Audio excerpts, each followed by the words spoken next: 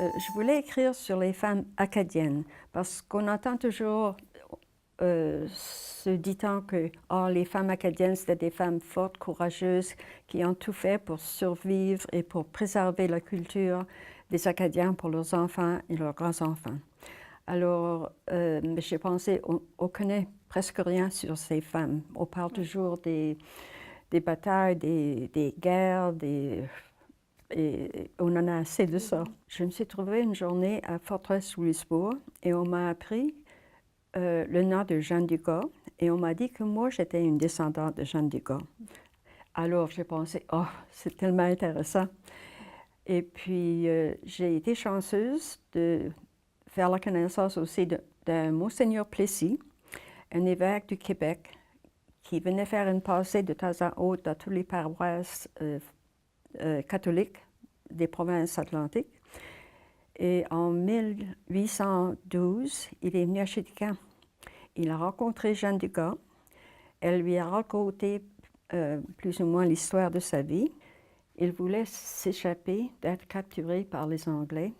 Elle voulait surtout ne pas être déportée. Elle ne voulait pas quitter l'Acadie. Alors, l'évêque a fait une liste dans son journal de toutes les places où Jeanne Dugas avait passé.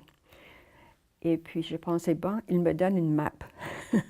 Et c'était une question de suivre la map de toutes les places et de créer une histoire de Jeanne Dugas alentour de ça. Et qu'est-ce qu'on connaît de la famille Dugas? On en sait assez sur la famille Dugas. Abraham Dugas était le premier Dugas. Il est arrivé à Port-Royal, je pense, c'était en 1636. Et puis, c'était un homme avec une certaine importance dans la communauté acadienne. La famille des Dugas était une des 3 premières familles de l'Acadie. Et puis, c'était des gens de bien. À un certain moment, le père de Jeanne, Joseph Dugas, a décidé qu'il préférait de quitter l'Acadie pour aller à Île-Royale. C'était l'année après que le traité de Utrecht avait été signé, qui donnait l'Acadie aux Britanniques pour la dernière fois. Alors, il est venu s'établir à Port-Toulouse, qui est maintenant Saint-Peters, et après, il a été à Louisbourg. Il a construit une maison, et Jeanne est née à Louisbourg, dans cette maison que son père avait bâtie.